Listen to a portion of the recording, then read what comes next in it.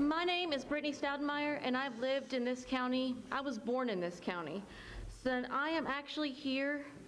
I know this is probably going to cause a little bit of a stir, but I am actually here to read an excerpt from a letter written by Gail Pittman, the author of This Day in June. She wrote the letter to the commissioners and the residents of Hood County.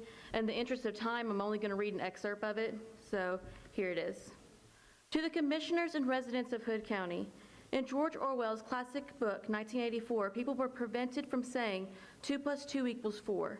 The sheer ridiculousness of that mandate teaches us that censorship has nothing to do with truth or reason.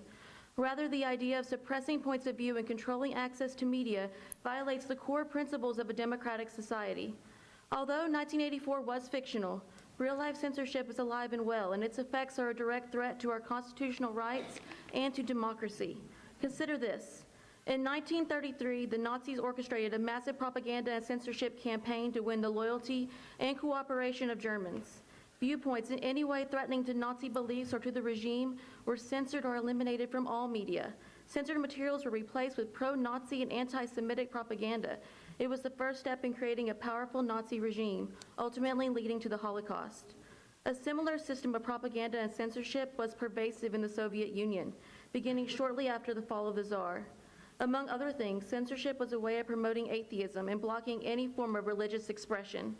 Today, censorship in the People's Republic of China, mandated by the Communist Party of China, includes TV, print media, radio, film, theater, text messaging, video games, literature, and the internet. Subjects that have been censored include democracy and religion, including Christianity. If we look at history, censorship is almost always the first step in replacing democracy with totalitarianism. Freedom of information is the cornerstone of any democratic society. It allows diverging perspectives to be expressed. It ensures that all of our freedoms are being respected. It also prevents certain segments of society from being ignored or forgotten and helps us to come to an understanding of these groups. I understood when I wrote this that some people might take issue with the book's contents. Discomfort or disagreement with the book's contents is never a valid justification for censorship. With the freedom of expression comes the freedom of choice. People can choose which books they want to read or what media they wish to consume. Parents have the right to decide how to expand or limit the range of media their children are exposed to.